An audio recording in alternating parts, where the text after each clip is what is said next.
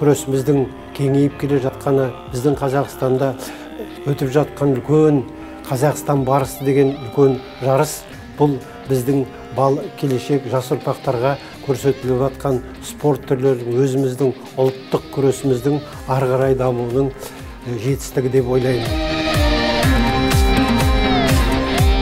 Көк белдіктегі палуан бүк ұпайына түсіру әдісін көрсетеді.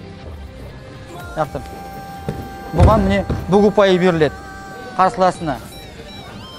Енді Дима сен жаса, сен жамбасқа қылайсың. Жаса.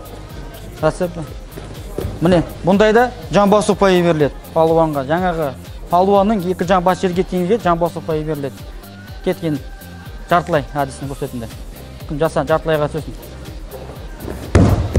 Таза ұпай. Бұнда жағада таза ұпай беріледі. Екі жауырыны жерге тиіп жатыр. Палуан ол таза беріледі. Енді сен жартылай әдісін көрсет.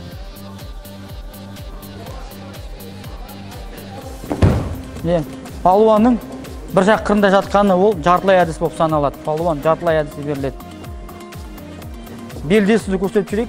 Егер екі палуанның белдес ұпай сандары тең болса, белдесу біріне белдеседі.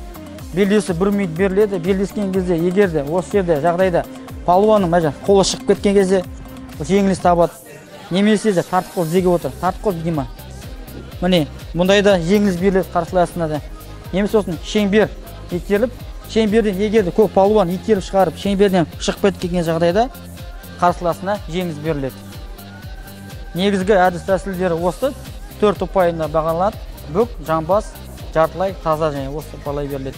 3 бүк бір жамбасқа теңеледі, және де 2 жамбас бір жартылай болып сеніледі.